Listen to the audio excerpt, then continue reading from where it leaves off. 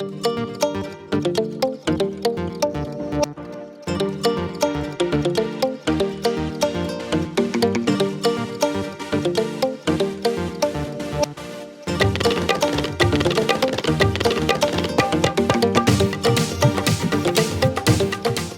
pessoal, bom dia a todos.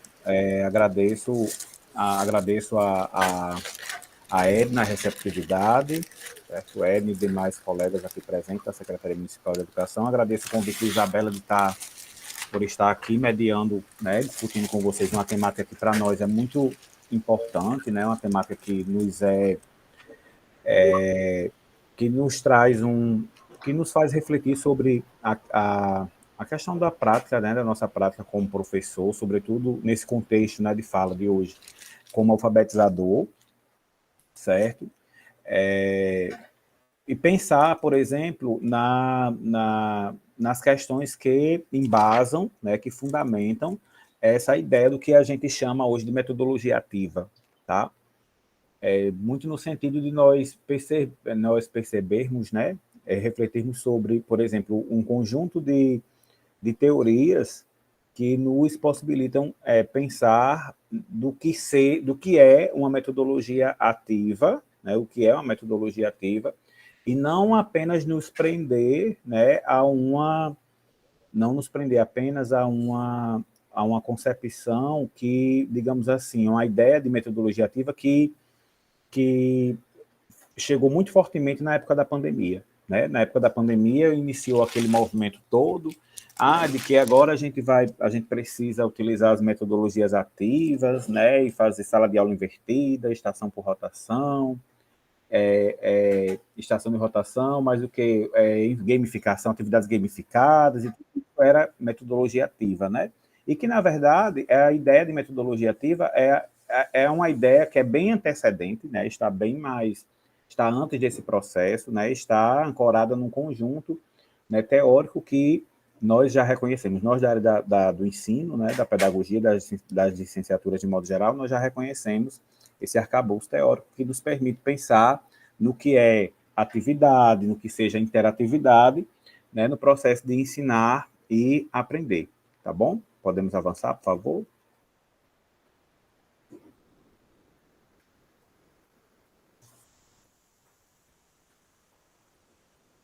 Está em tela cheia para vocês? Para mim não está. Não, Lenice, por favor, coloca no modo apresentação.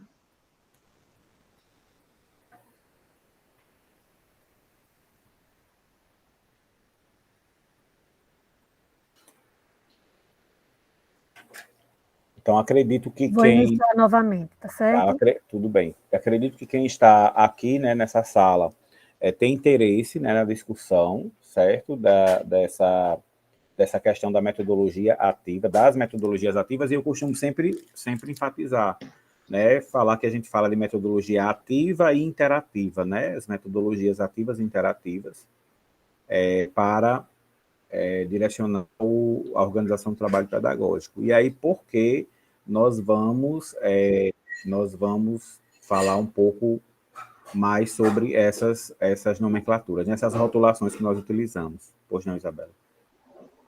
Uma coisa importante, né, Berg, como você bem pontuou, é que o termo metodologias ativas, apesar de ter aparecido agora na pandemia, ele é um termo já bastante consolidado na nossa área. E aí, nos exemplos que a gente vai trazer em relação a algumas atividades, a gente vai ver que a gente já até faz algumas, né? E vai refletir sobre a importância mesmo do aluno nesse processo. Então, assim, só para deixar claro essa questão, porque como você falou, né? A gamificação, outras metodologias que estão inseridas, elas aparecem na pandemia como uma possibilidade do ensino mais à distância, que pode ser também agora presencial, mas elas ganharam como é que eu posso dizer, um foco maior devido à pandemia, né?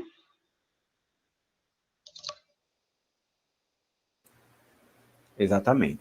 E aí, para a gente iniciar, né, para iniciar a conversa, a gente faz o questionamento, né, o que são metodologias ativas, certo? Então, é muito importante nós partirmos dessa reflexão e situar que, por exemplo, as metodologias ativas, ela tem como foco né, o estudante. A metodologia ativa tem como foco o estudante, e o estudante como centro, né, do processo de ensinar e aprender, certo? E aí, quando o estudante passa a ser o foco desse processo, existe toda uma implicação, né? Existe toda uma implicação para a organização do trabalho pedagógico, certo? E no contexto da alfabetização, pensar uma metodologia ativa é situar esse estudante, né, nesse processo que ele constrói significados, né, para esse processo de aquisição da linguagem escrita. Ele vai, essa criança, esse estudante, né, vai construindo sentidos sobre todo esse arsenal de conhecimentos, né, que ele precisa aprender para se alfabetizar. Então, se eu reconheço o meu estudante no centro do processo, se eu organizo um trabalho pedagógico centrado nessa perspectiva do estudante como protagonista, do estudante que precisa desenvolver as atividades, precisa refletir sobre essas atividades, precisa ter consciência daquilo que faz, tá? Eu estou pensando nesse estudante para a atividade, certo? Esse estudante que precisa ser direcionado para a atividade, para esse movimento, né, esse movimento que esse estudante precisa fazer para aprender os objetos de conhecimento. E aí a gente tem, tradicionalmente, né, na pedagogia, propostas de ensino que estão bem demarcadas, né, em dois movimentos, dois polos. Primeiro, aquela pedagogia, digamos assim, de cunho mais receptivo, né, que os estudantes vão apenas memorizar, receber a informação, certo? E aí eles vão replicar isso, e a aprendizagem seria esse resultado do estímulo e resposta, tá?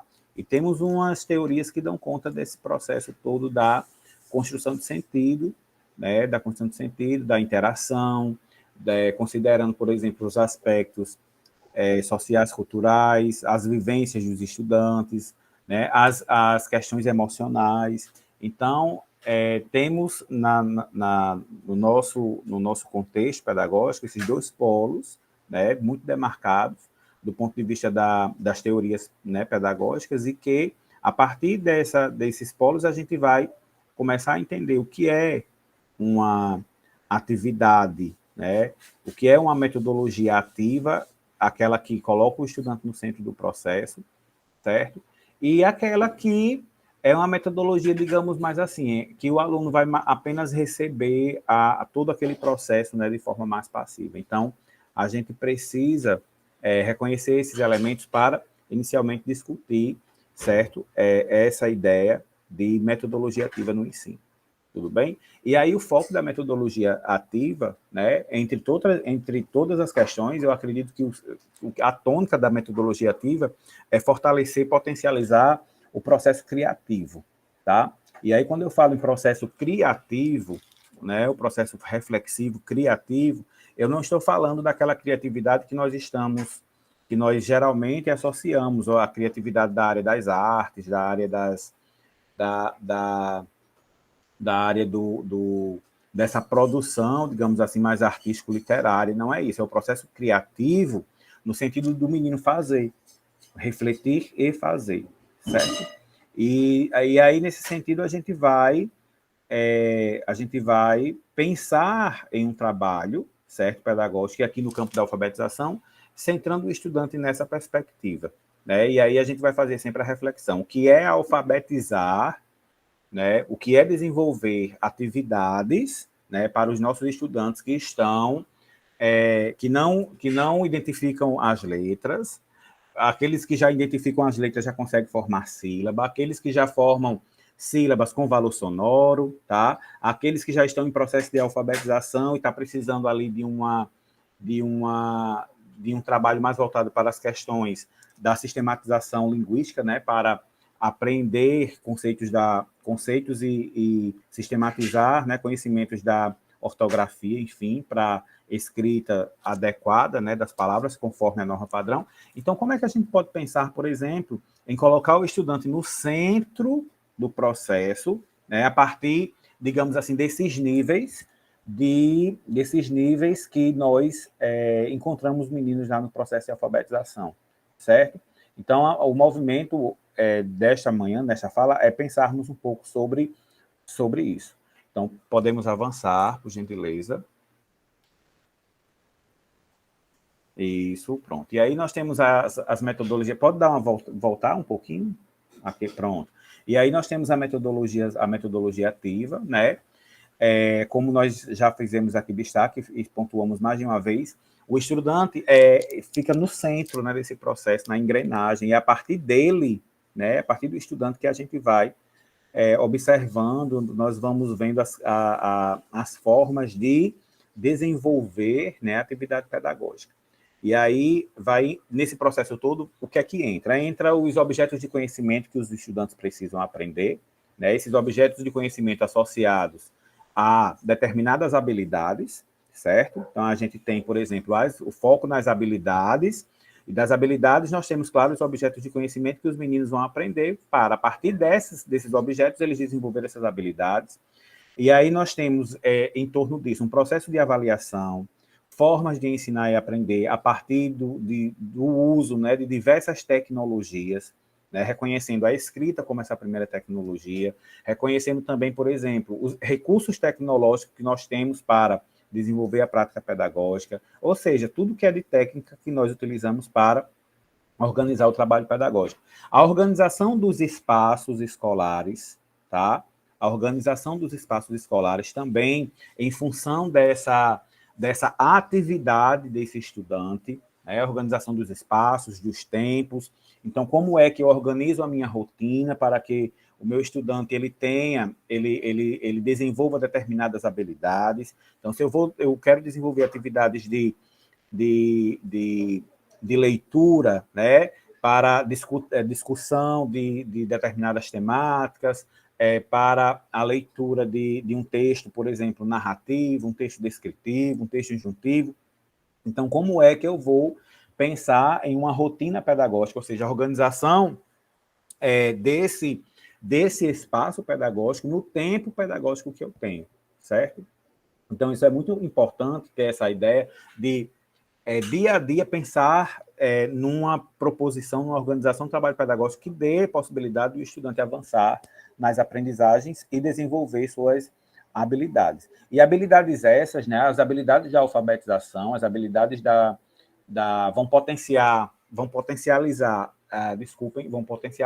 as habilidades de leitura e escrita, nessas habilidades mais complexas, e são habilidades que estão em todas as áreas de conhecimento. Então, por isso que o processo de alfabetização é tão importante, né? É tão caro para nós, pedagogos, é tão importante para nós, dos anos iniciais, dos anos finais, do ensino médio, tendo em vista todo esse nosso contexto pós-pandêmico.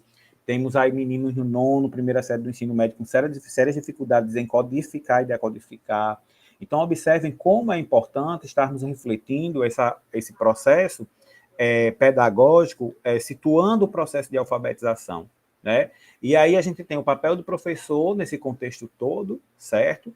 Esse contexto todo dentro, né, dessa cultura escolar. Então, observem, por exemplo, que quando nós colocamos a discussão, trazemos a discussão da metodologia ativa, é muito no sentido de pensar nesse estudante, como os documentos curriculares nos trazem, né? Esse estudante como protagonista, tá? E aí, pensar nesse estudante como protagonista é pensar nesse menino que faz, nesse menino que age, que reflete, nesse menino que é um sujeito, né, social histórico, está situado no mundo, reflete sobre as questões, constrói sentido sobre aquilo que ele vivencia na escola e fora da escola. Então, se eu quero um sujeito, se eu preciso, se eu tenho uma necessidade formativa, certo? Do sujeito contemporâneo, perspectiva, então, que metodologia de ensino eu vou utilizar para possibilitar, né, potencializar a formação de um sujeito nessa perspectiva.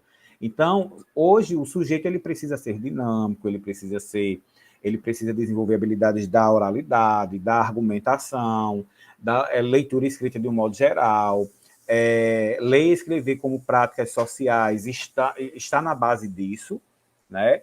E esse estudante aí, ele precisa ser formado para usar essa linguagem no dia a dia. E que metodologia a gente usa para desenvolver isso no estudante? Então, vamos refletir um pouco. Será que é aquela pedagogia da transmissibilidade, apenas de transmitir conhecimentos? Basta o menino saber o que é substantivo, basta o menino saber o que é artigo, adjetivo, basta ele saber as categorias da gramática para ele aprender essa língua, e desenvolver essa linguagem nas suas práticas sociais, ou ele precisa de um repertório maior? Então, o movimento que nós precisamos fazer é esse, refletir que sujeito é esse que nós vamos formar, que nós queremos formar, o que nos diz as diretrizes e como é que eu faço, né, essa operacionalização para formar esse sujeito. Porque aprender, as crianças aprendem, certo? Aprender, as crianças aprendem, seja pelo método, né, tradicional, seja pelo método, utilizando um método mais ativo de aprendizagem, as crianças aprendem. Entretanto, o reflexo dessa formação, né, o reflexo disso, a perspectiva formativa, aí é outra, tá? Então, que sujeito é esse que vai estar socialmente situado quando ele está inserido em uma prática totalmente mecanicista de transmissibilidade? Que sujeito é esse? E que sujeito é esse que está inserido socialmente quando ele é formado numa perspectiva mais ativa e interativa? E nós temos discursos ecoando na escola que advogam por todos, né? Tem professores que são muito apegados aos métodos tradicionais de ensinar, né, de alfabetizar a partir do método fonético fonológico, né, que é muito preso a essa questão ainda, porque para esses professores o mais importante é o menino decorar o ba, be, bi, bo, bu, e ali decodificando as palavras, porque esse, de fato, é um processo mais rápido, o professor consegue, de fato, gerenciar melhor tudo isso, mas a questão é a implicação disso num processo formativo, né, desse estudante lá na frente. Certo? Lá na frente. É diferente dele refletir, dele estabelecer relações desde criança, né? Então, é muito nesse sentido. E hoje a gente vivencia a gente traz uma discussão de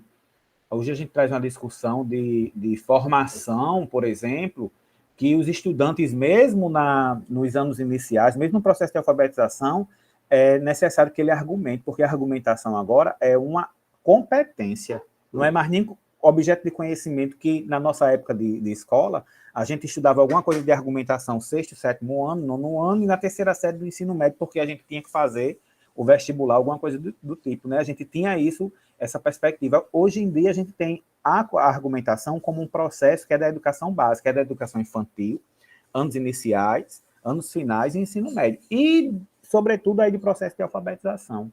Né? Então, vocês observem como as coisas hoje nós temos uma nova configuração e a gente precisa refletir sobre como nós formamos esses estudantes, né, para essa realidade que ele está inserido. Podemos avançar, por favor. E a metodologia ativa entra muito nesse contexto, certo? Entra muito nesse contexto. E aqui a gente traz um quadro teórico, tá? Um quadro com algumas teorias que nos permite pensar nas metodologias ativas, tá? Metodologias também interativas, porque, na verdade, a gente está falando de perspectivas teóricas que possibilitam, né, essa discussão. É válido fazer o destaque que a metodologia ativa é algo rotulado, né? Está ali rotulado, mas existe um conjunto ali de concepções que trazem que, na verdade, não é somente o ativismo, né? Também tem a interação, que para nós é muito caro, para nós das linguagens, que é muito caro isso, tá? Então, por isso que a gente faz esse destaque. É ativo, mas também é interativo, tá? E a gente faz esse destaque do interativo porque é algo que é muito importante também, porque nós consideramos todas as questões sociais, culturais, né? Desse menino que chega na escola, né? Que chega para a gente alfabetizar. Então, no primeiro nós temos o Vygotsky, né, que para a gente já é conhecido, que ele vai falar muito da questão da linguagem, né, nesse processo da formação social dessa mente, ou seja, dessa aprendizagem. Então, quando a gente fala nessa questão da interação, quando a gente fala das questões sociais, culturais, a gente se reporta logo a Vygotsky, porque interacionista como ele é, sócio-interacionista como ele é, né, a gente vai ter aí um processo de atividade cognitiva, atividade porque o estudante constrói sentidos. Quando a gente fala na atividade, essa questão da atividade está muito relacionada a essa questão de produção, construção de sentidos que nós estabelecemos, fazemos, né, nas nossas relações.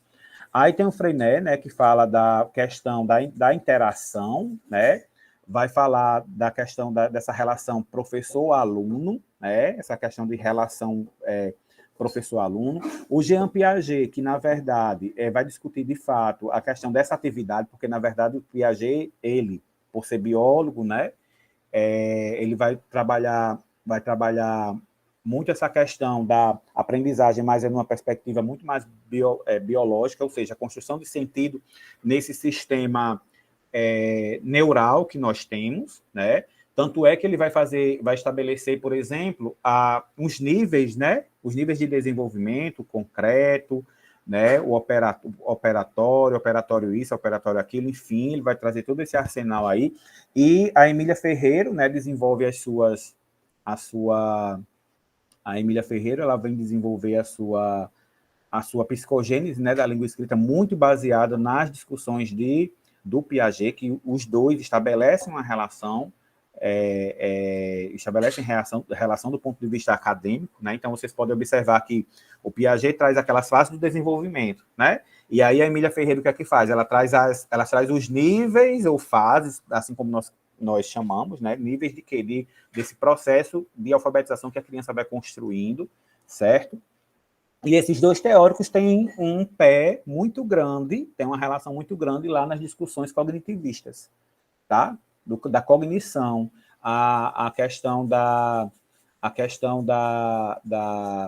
dessa organização neural que nos possibilita esse desenvolvimento a partir da interação, a partir da construção de sentidos. Então, temos três teóricos dessa questão do cognitivismo que eles dialogam muito. O Chomsky, da área da linguagem, certo?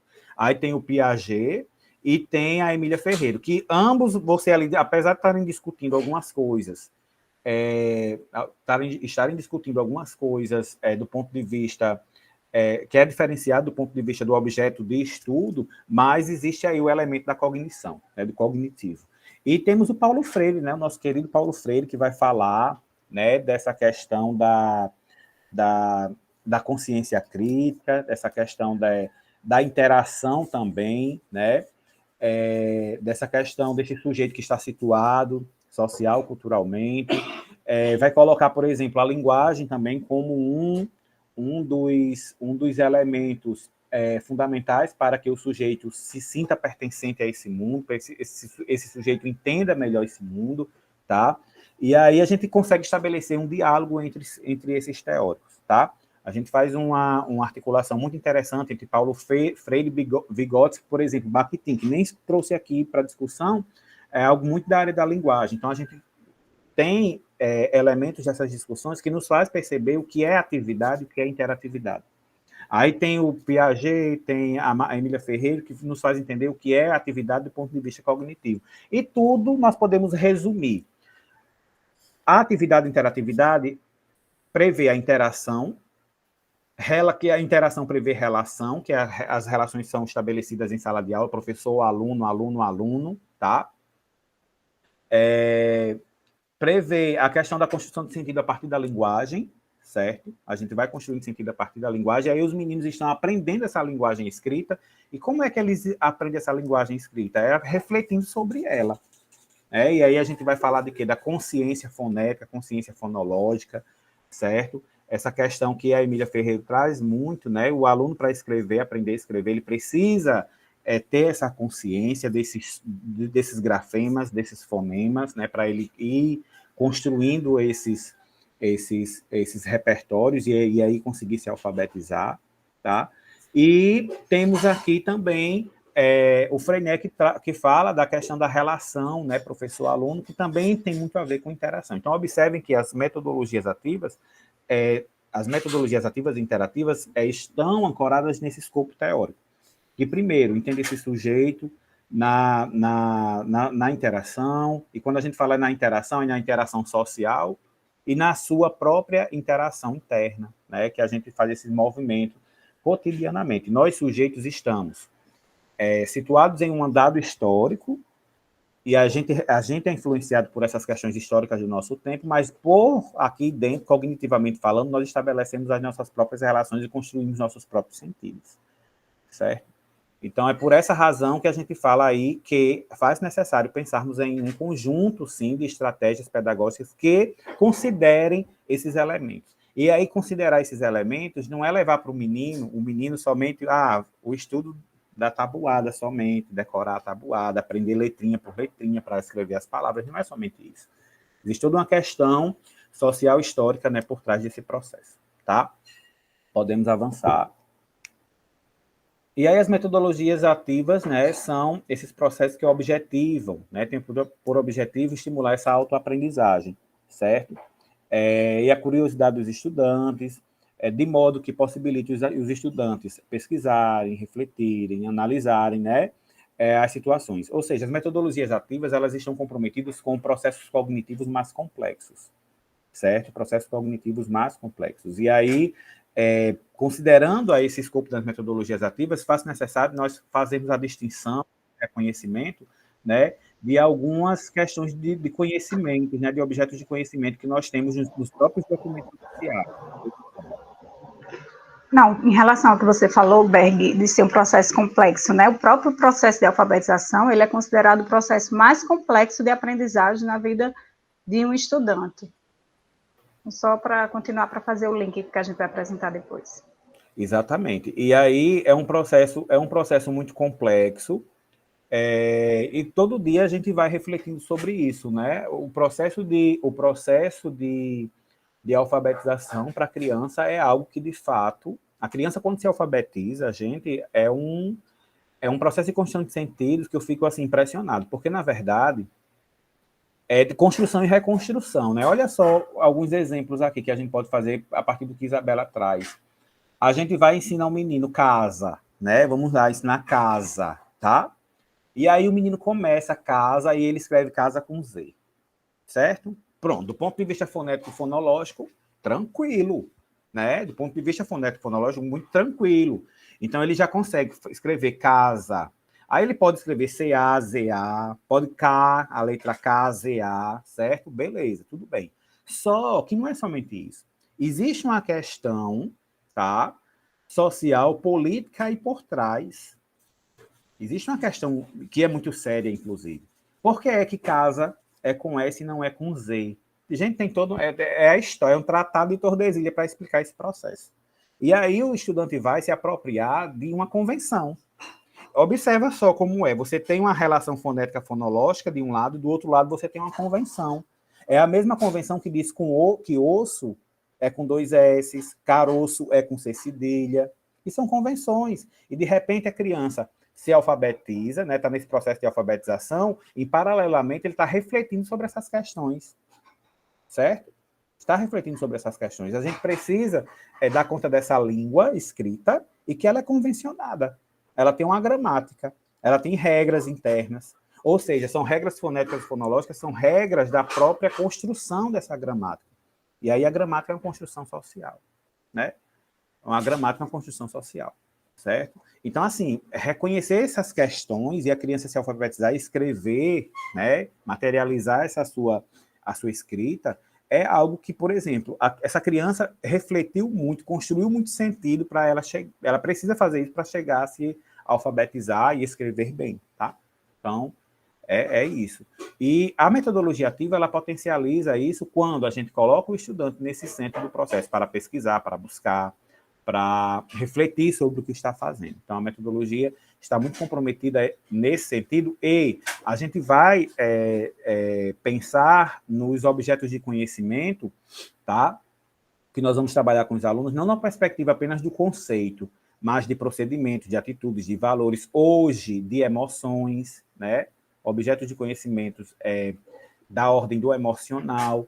Então, são todos esses objetos de conhecimento que, em articulação com os objetos conceituais, né, esse estudante vai aprendendo para consolidar esse processo de alfabetização.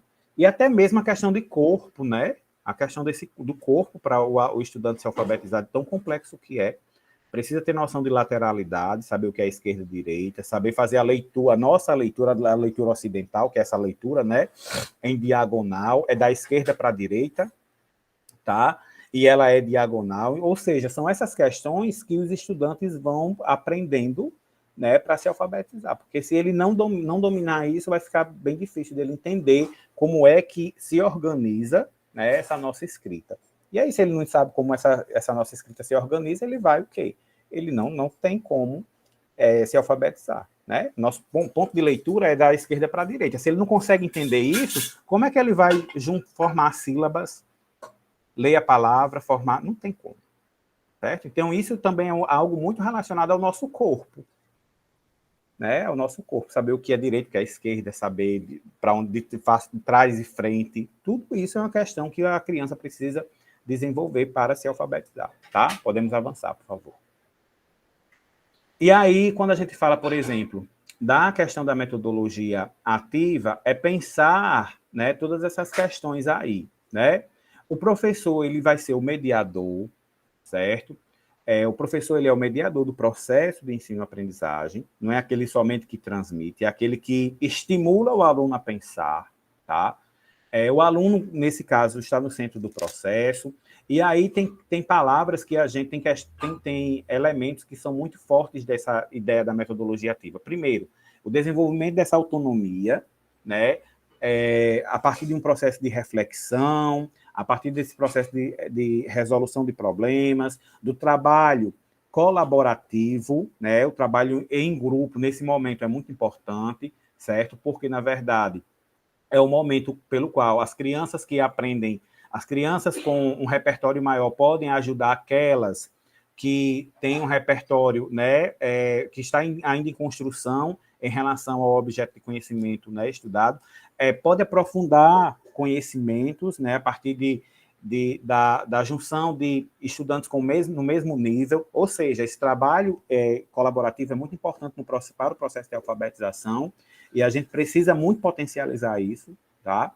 E aí a questão da inovação, e a gente fala aqui da inovação no sentido de, não é descobrir a pólvora, não é de sempre refletir sobre a prática, e sempre estar trazendo algo que seja, que faça o aluno avançar, que seja novidade para o aluno, porque o aluno precisa desenvolver outras habilidades e aprender outros objetos de conhecimento e desenvolver outras habilidades também. Então, pensar sempre nessa questão. Então, metodologias ativas engloba tudo isso, certo?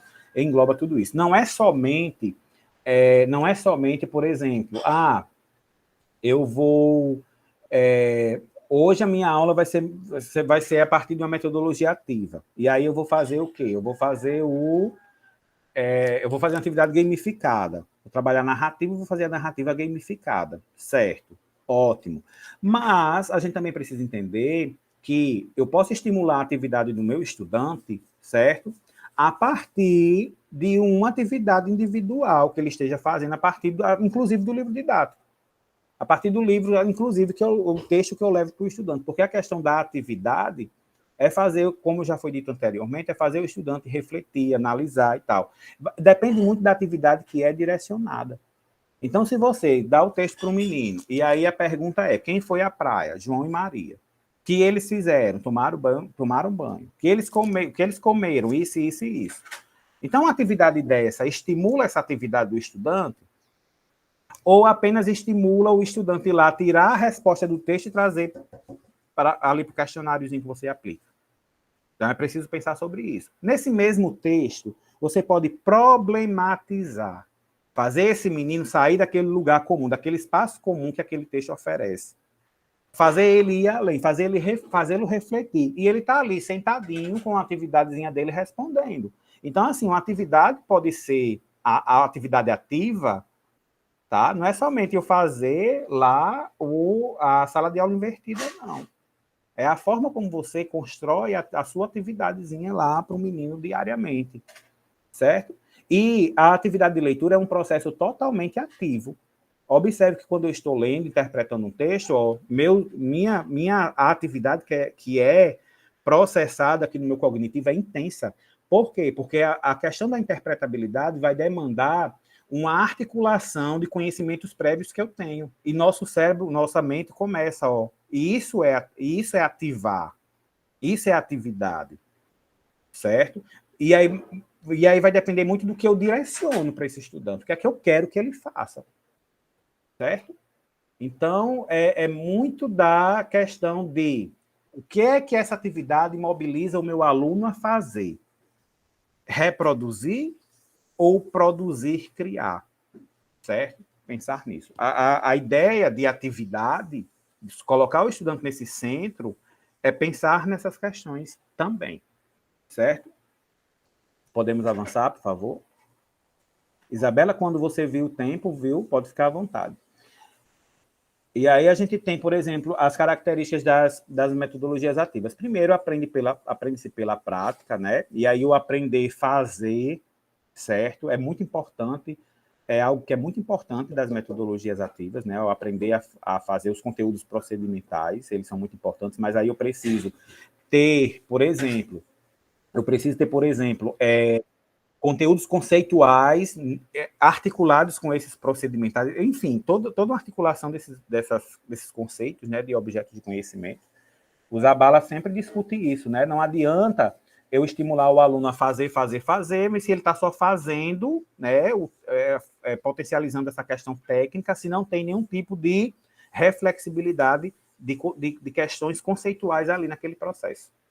Então, o que é um conteúdo procedimental? Uma pesquisa. E a gente pode fazer pesquisa com crianças no processo de alfabetização? Podemos. Que pesquisas são essas? E aí a gente tem um arsenal de possibilidades que Isabela vai trazer já já. Então, somente a prática não basta, é preciso reconstruir conscientemente uma experiência. E a questão da reconstrução é algo que é muito caro para a metodologia ativa, tá? Porque a metodologia ativa é esse processo que a gente vai, ó, construir, reconstruir, significar, ressignificar, certo? Sozinho com o outro. A ideia de ZDP, né, que é a Zona de Desenvolvimento Próxima, certo?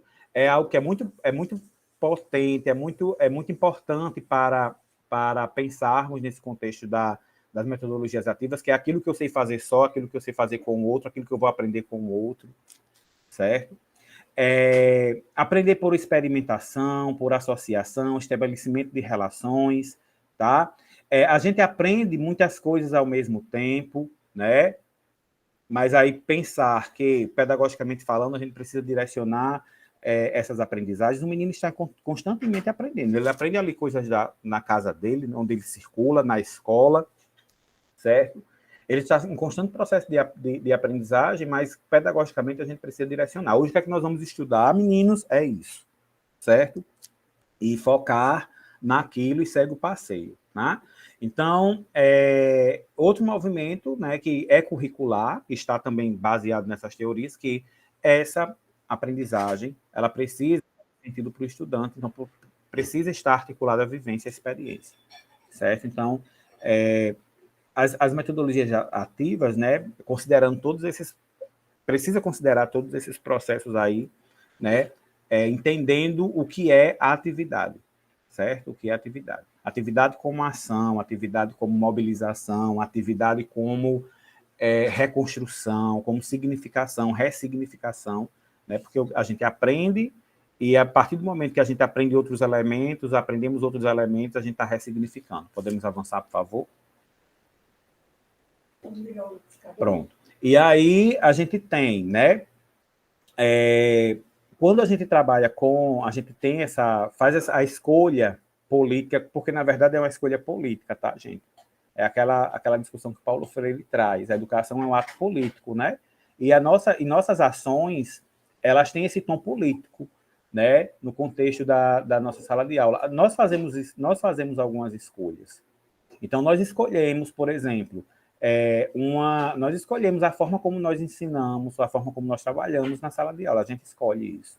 Isso tem muito a ver com o nosso perfil, com a nossa condição de ser, estar no mundo, com o nosso entendimento do que é educação, certo?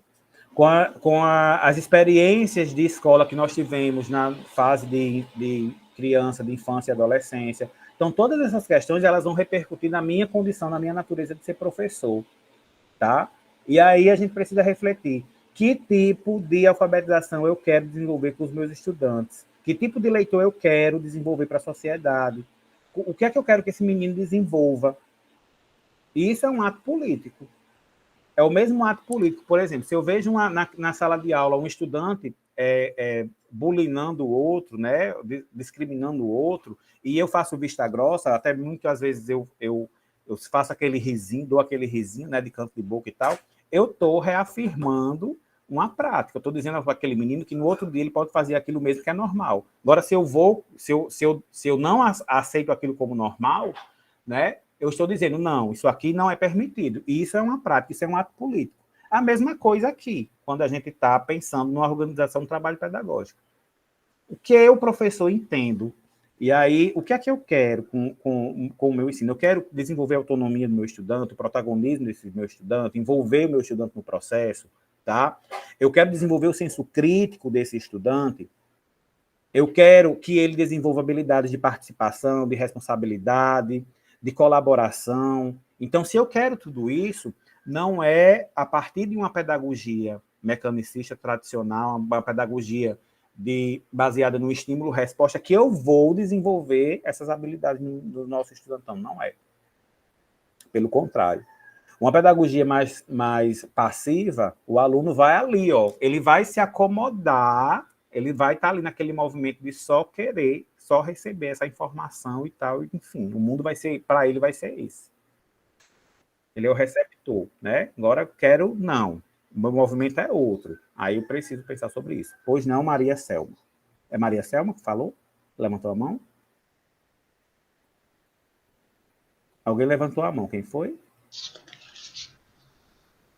Berg, a gente está bem avançado, viu? É que se você puder ir acelerando um pouquinho. Pronto. Eu acho que já está próximo aqui, certo?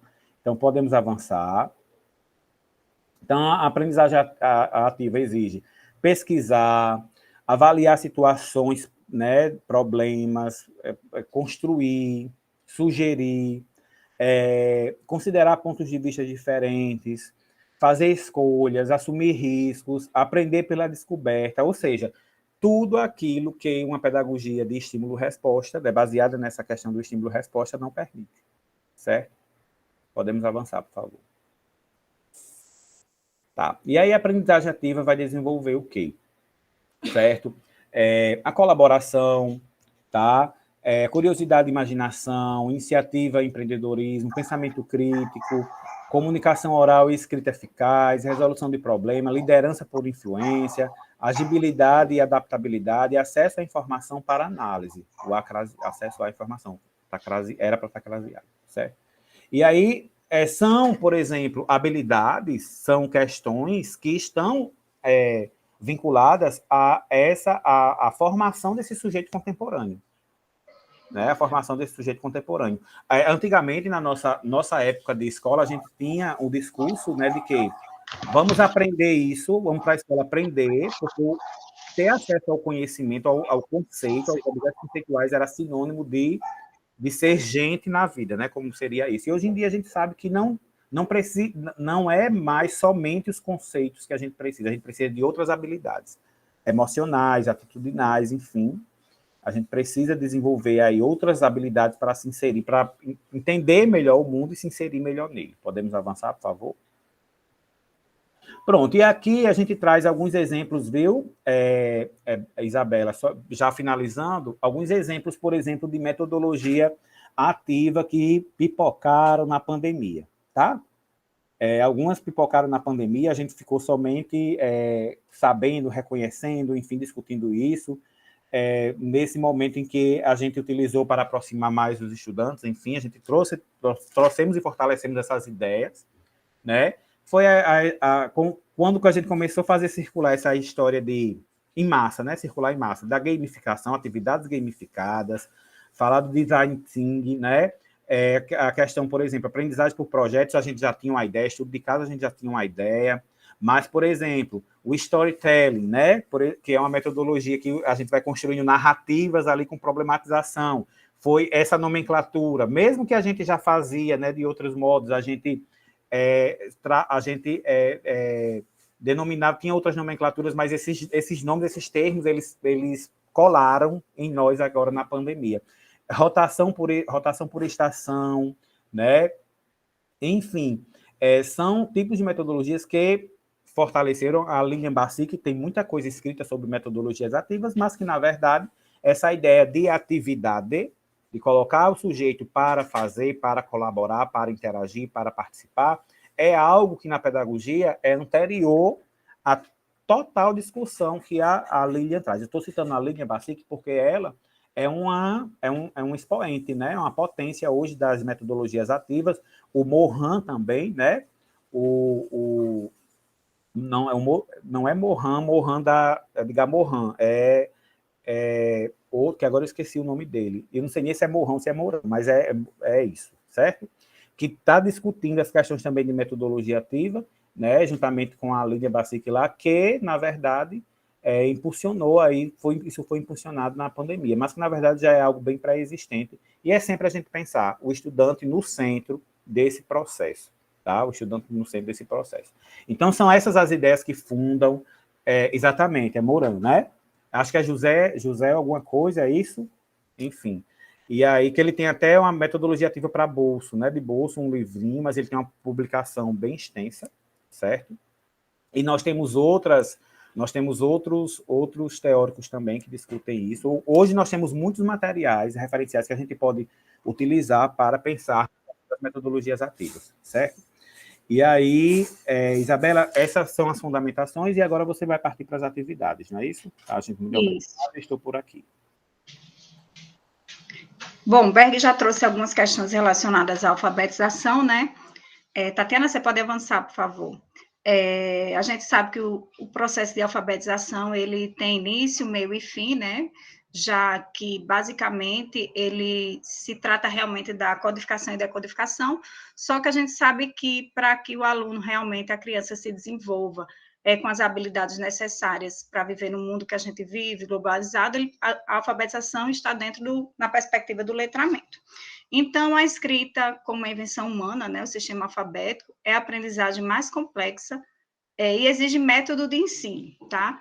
Então, assim, como o Berg disse, quando a gente diz que vai utilizar um método, não significa dizer que nós estamos sendo tradicionais, certo? A ciência já mostra, né, o processo de alfabetização como é um processo que é para ensinar algo que foi criado pelo homem, ele precisa ter uma estimulação explícita e sistemática. Então, isso é muito importante para o sucesso do processo de alfabetização. E aí eu trouxe para vocês algumas habilidades que são preditoras. Quer dizer, uma criança, quando ela chega nos anos iniciais, ela tem que ter algumas habilidades que a gente vê que hoje, principalmente as crianças da escola pública, ainda não desenvolveram, certo? Pode passar, Tatiana. Então, são elas, né? Desenvolver a oralidade, desenvolver a coordenação motora, tanto ampla quanto fina, que Berg já colocou, aprender o alfabeto, desenvolver as funções executivas, brincar muito e ter contato com o material escrito.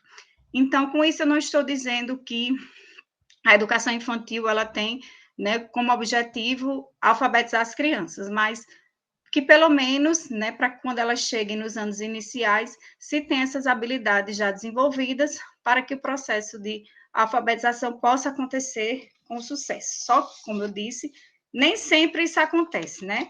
Então, as habilidades principais do processo de alfabetização, especificamente, certo? Que foi como a gente colocou o conceito, né? Que é codificar e decodificar. Elas são 4. Pode passar, Tatiana. Habilidade de compreensão, vocabulário, conhecimento das letras e habilidade de consciência fonológica. Muitas vezes, volta a uma, tá, Adriana?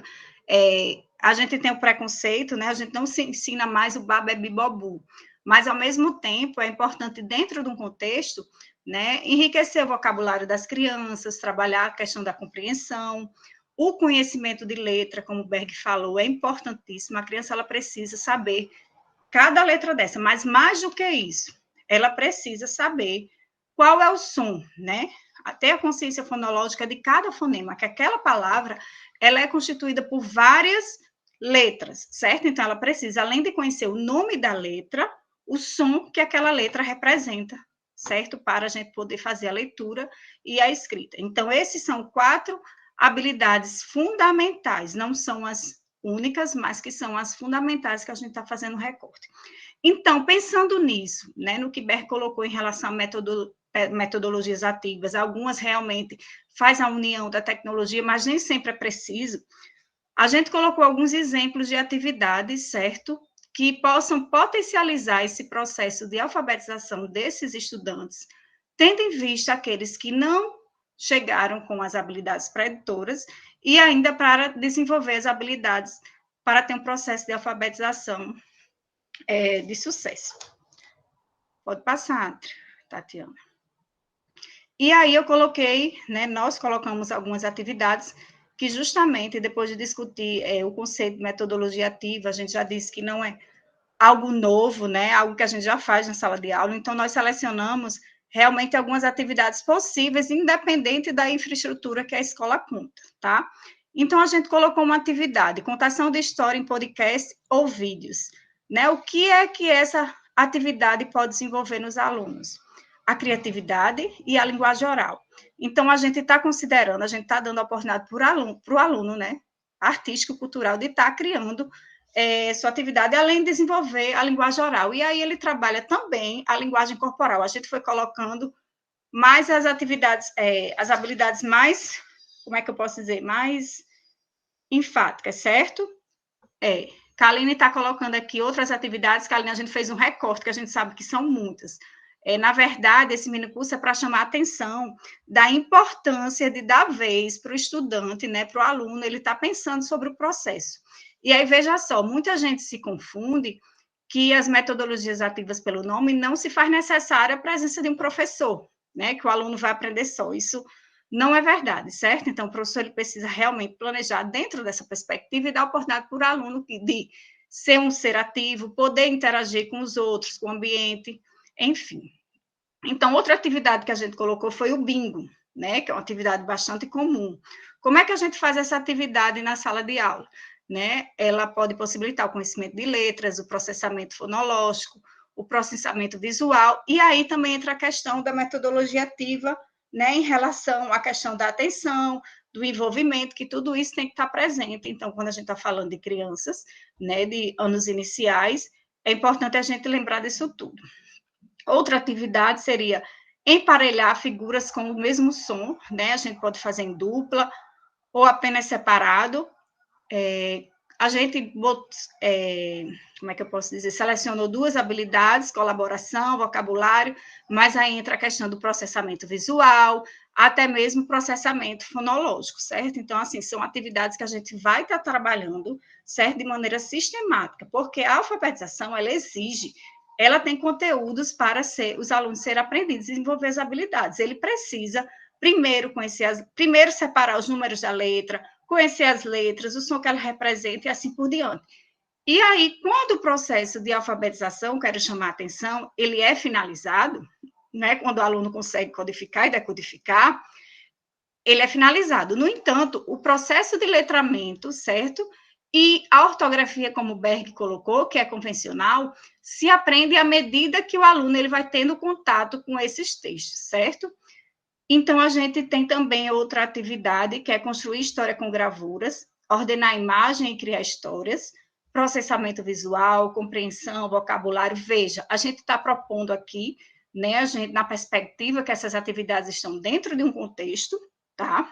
Então, ela deixa de ser tradicional, mas que, ao mesmo tempo, o aluno ele consiga interagir tanto com conhecimento, com material. Me preocupa muito, a gente sempre coloca assim, a gente sabe que tem um momento de sistematização, mas me preocupa muito chegar nas turmas, né, dos anos iniciais, a gente vê todos os alunos sentados copiando.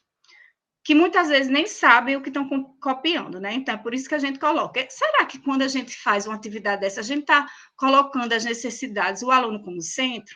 É assim que ele vai aprender? Então, é importante a gente pensar nessa perspectiva. Então, a gente selecionou essa e outras atividades. Você pode passar, Tatiana? Né? Então, a gente botou... Não, essa daí.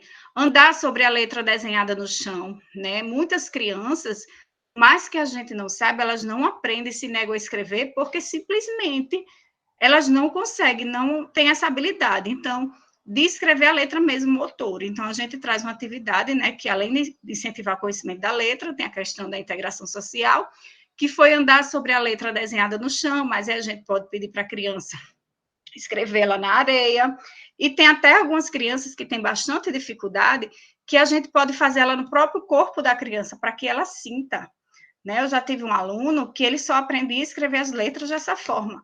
A gente colocava nas costas dele a letra e passava o dedinho. E aí ele começava a escrever, ele sentia. Então, quer dizer o quê? Ele aprendia mais de forma sensorial do que a visual, certo? Então, por isso que essa importância de nós estarmos realmente diversificando.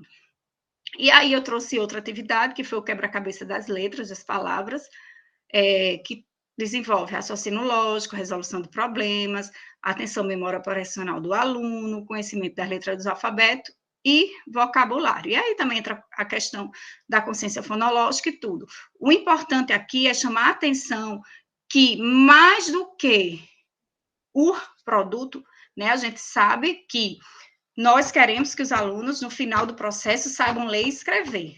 Mas para que esse aluno desenvolva habilidades de compreensão e outras tantas que tem, né, na BNCC e vai sendo consolidada ao longo dos anos, a gente precisa focar muito no processo de como isso é trabalhado, né? Eu proponho uma atividade de quebra-cabeça, por exemplo, ela pode ser uma atividade tradicional, mas ela pode sim ser uma atividade, né, integradora, depende realmente do perfil do professor. Tipo assim, se eu entendo, né, como o Berg discutia a metodologia ativa, quem é o centro do processo?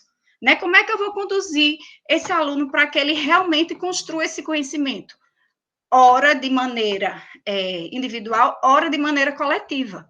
Né? Isso é importante que a gente tenha esses espaços, certo? Então, outra atividade muito simples, construção de textos, dispor textos ou frases fragmentadas, desordenadas, e solicitar a organização. Gente, outra coisa que eu quero chamar a atenção no processo de alfabetização. Eu vou dar um exemplo da minha filha. Minha filha é um pouquinho ativa como eu. Oi. 15 minutos, viu? Estou terminando. Tá. Você usa o meu tempo todinho, né? Então, assim, a Mariana tem maior dificuldade de concentração. Então, o que é que a gente percebe também nas crianças? Muitas vezes elas ficam muito dispersas e aí elas realmente não conseguem aprender habilidades importantes. Por quê? Porque talvez não seja interessante, ou talvez porque ela não aprenda dessa forma. Então, por isso que é importante a gente dar muita atenção também, na hora que a gente estiver planejando as atividades, considerando a importância de participação desses alunos, as funções executoras, né? São elas que vão explorar a atenção, como é que os alunos vão planejar isso e vão tomar decisão também, certo? Então, eu coloquei essa atividade, tá? Que pode ser em dupla, individual, em grupo, enfim, ou até mesmo coletiva. E aí, outro exemplo e o último, tá certo? A gente sabe que tem muitos. O sarau, trabalhar o texto, o teatro, dança, poesia e pintura, né? Desenvolve a habilidade de criatividade e habilidade de fluência. Então, gente, a gente selecionou algumas atividades pensando mais na realidade de todas as escolas que são possíveis, tá? Nem colocamos muito uso de tecnologias, mas Berg listou, né? Eu acho que vocês podem também, as escolas que têm mais condições, de trabalhar também com essas metodologias que incluem o uso da tecnologia. Então, pode passar, Tatiana. E aí, Berg já até falou a questão da organização do trabalho pedagógico, que é importante também o agrupamento produtivo para fortalecer a aprendizagem, né? A interação, a partilha, por isso que a gente também pensa em momentos de atividades coletivas. A discussão e a aprendizagem de diversos temas, né? A gente não tem noção da importância de uma simples rodinha numa sala de aula, mas uma simples rodinha, no momento que você dá voz e vez para o estudante, aquilo ali tem uma potencialidade enorme. Ele vai desenvolver habilidades que são importantíssimas até ele chegar a conseguir realmente ler e escrever, certo? E aí, a ampliação do repertório de conhecimentos enciclopédico, linguístico, problematização e resolução criativa dos problemas, desenvolvimento de aprendizagens conceituais, atitudinais e socioemocionais, e também desenvolvimento da linguagem e os processos comunicacionais. Então, gente, a gente trouxe, né, de maneira bem rápida, de tarde eu vou puxar a orelha de Berg, viu, Berg, para você falar menos, para a gente poder ter. Mas tem tempo ainda, tem um tempinho ainda, dá para desenrolar ainda. Gente, somente aqui, Isabela, para a gente perceber, olha, esses símbolos que estão aqui, esses ícones, né, dessas crianças, tá? Nós temos crianças, essas cores representam os níveis dos estudantes. Então, aqui nós podemos ter crianças no nível silábico com valor sonoro, silábico sem o valor sonoro, as crianças já alfabetizadas. E aí você tem esses agrupamentos por níveis iguais. Mas vocês podem também colocar assim, ó, um menininho vermelho, um amarelo e um azul num grupo, porque nós vamos ter grupos heterogêneos. Então, nós podemos trabalhar com grupos homogêneos, grupos heterogêneos. Depende muito do que a gente vai querer trabalhar com os estudantes, né? Então, se eu quero fazer o conhecimento circular, grupos heterogêneos, se eu quero aprofundar conhecimento de determinado conteúdo, objeto de conhecimento, aí eu faço grupos mais homogêneos. E nessa perspectiva, a gente vai formatando esses grupos, né? Vamos lá, Isa, é isso. Pronto, gente. Na verdade, a gente teve que resumir o número de atividades, né? Mas quem faz parte dos primeiros e segundo anos, eu tenho esse material já com várias outras atividades. A gente fez só uma seleção, porque eu estou vendo que estão pedindo mais atividades aqui na mensagem, mas é isso. O que a gente precisa, eu acho, sair daqui com o pensamento de que é importante realmente a gente compreender o que seriam essas metodologias ativas, os princípios, certo? E qualificar as atividades que a gente já faz muitas vezes na sala de aula.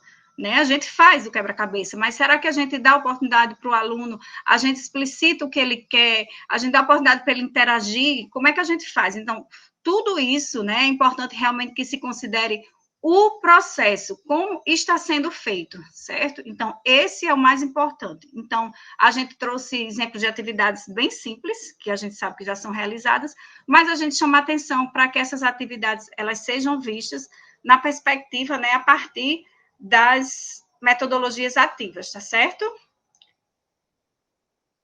Alguém gostaria de falar alguma coisa?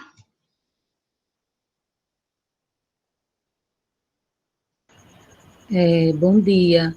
Gostaria de falar que a frequência já foi colocada lá no chat, tá certo? Quem quiser acessar, pode acessar, ainda temos 5 minutos.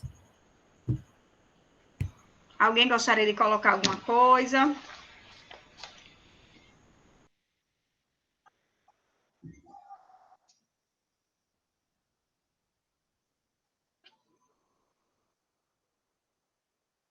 Bom, a gente está aqui, né?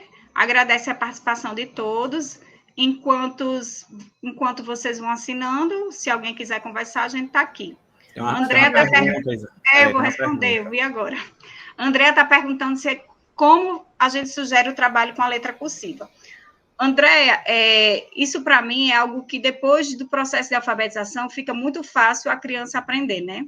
Muitas escolas, principalmente as privadas, elas incentivam ainda na educação infantil a questão da letra cursiva. Então, a gente indica realmente que se inicie o trabalho com elas gradativamente, passando pela letra de imprensa minúscula para a cursiva, depois que esse processo de alfabetização ele é consolidado.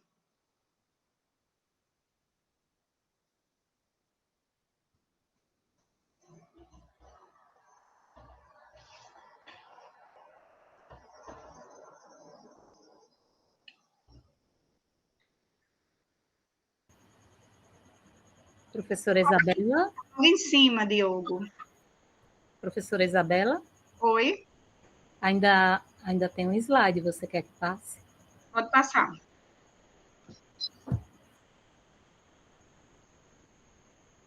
E aí é só para a gente fechar, né, a questão das metodologias ativas, que são importantes, né, a questão do protagonismo do aluno, a colaboração e a ação-reflexão. O que eu chamo a atenção não quer dizer que não seja necessário, né, um planejamento sistemático, que o ensino não seja explícito, né? Lembrem-se que nós estamos tratando de uma aprendizagem complexa, certo? Que foi uma invenção do ser humano, né, que é a linguagem escrita, e a oral também, então é importante que a gente faça esse trabalho nessa perspectiva, certo? Esses 3 eixos acho que fundamentam bem a questão da metodologia ativa. Ninguém quer perguntar nada, só a Andrea. Berg, quer colocar mais alguma coisa?